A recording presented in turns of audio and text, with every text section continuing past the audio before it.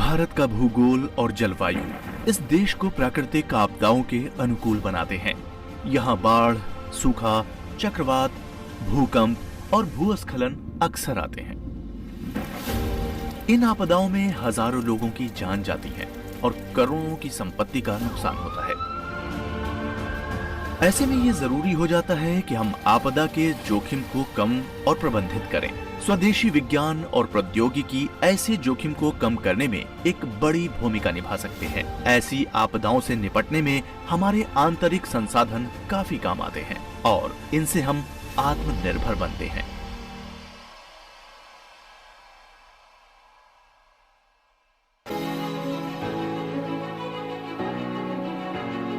हिमालय की तलहटी में नैनीताल स्थित एरीज यानी आर्यभट्ट प्रेक्षण विज्ञान शोध संस्थान में वायुमंडलीय स्थितियों की गहराई से निगरानी के द्वारा हिमालयी बेल्ट में बदलते मौसम के पैटर्न का अध्ययन किया जाता है।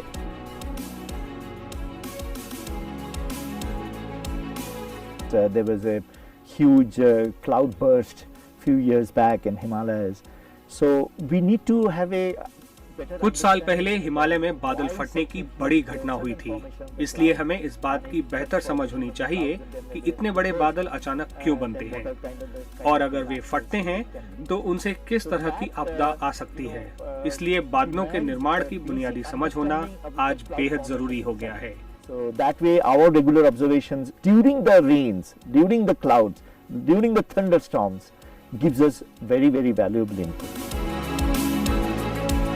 सभी स्थितियों को प्रभावी ढंग से मॉनिटर करने के लिए एरीज ने एक उन्नत रडार प्रणाली विकसित की है, जिसे एसटी रडार या स्ट्रेटोस्फीयर ट्रोपोस्फीयर रडार के रूप में जाना जाता है।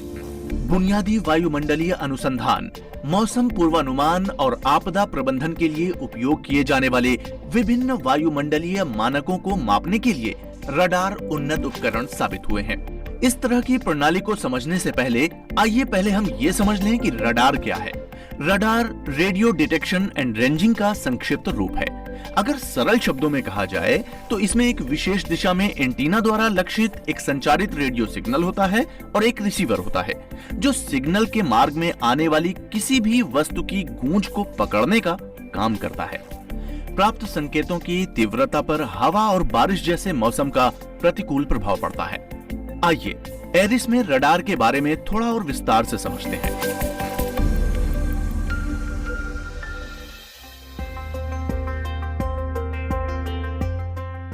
ये एक पल्स डॉपलर रडार है, जिसका मतलब है कि ये वायुमंडल में किसी गतिशील वस्तु, यहाँ तक कि हवा की भी आवृत्ति, गति और दिशा को माप सकता है।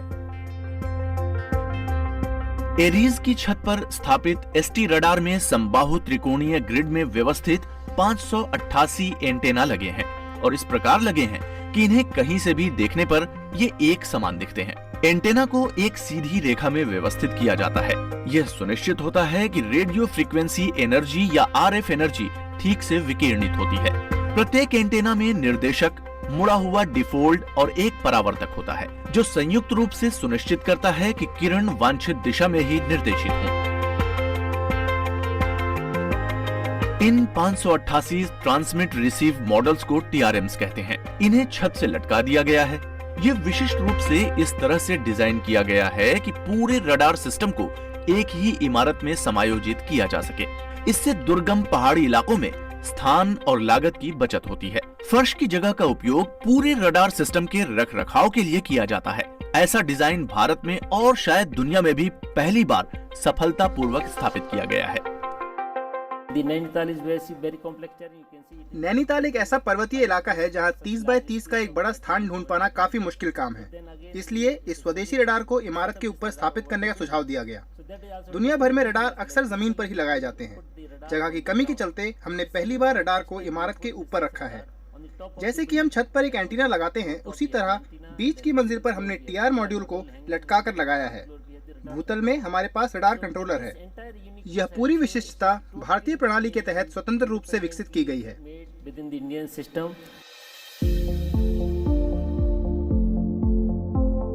सभी टीआरएम्स एक ही समय में विकिरणित होते और रेडियो फ्रीक्वेंसी प्राप्त करते हैं, इसलिए यह एक ही समय में ट्रांजिट मोड में जाते हैं और उसी समय रिसीव मोड में वापस आ जाते हैं। प्रत्येक टीआरएम में रखे टाइमिंग सिग्नल जनरेशन बोर्ड यानी टीएसजी द्वारा इस कार्यप्रणाली को नियंत्रित किया जाता है। टीआरएम में फीड सीधी भवन के भूतल पर स्थित रडार कंट्रोल रूम में जाती है। यहाँ 2 सॉफ्टवेयर हैं, रडार कंट्रोलर सॉफ्टवेयर और signal processing software. Radar control software सभी टीआरएम्स के रडार ऑपरेशन को समनुरूप करता है। Digital signal processing unit signal प्राप्त करता है और हवा की गति और दिशा के बारे में जानकारी देता है। वायुमंडल और वायु पैटर्न के व्यवहार को जानने के लिए इस जानकारी को फिर से वैज्ञानिक रूप से पढ़ा जाता है। रडार 50 किलोमीटर की क्षैतिज दूरी और लगभग 20 किलोमीटर की लंबवत दूरी को कवर करता है। इससे मध्य या निचले क्षोभ मंडल में मौसम परिवर्तन के पैटर्न को निर्धारित करने में मदद मिलती है। रडार 24 घंटे काम कर सकता है, इसलिए जब हम 24 घंटे काम कर रहे हैं तो अपने हिसाब से EWS दे सकते हैं। जैसे कि जब हम देखते हैं कि वातावरण काफी अशांत है तो हम सरकार और लोगों को भी सचेत कर सकते हैं।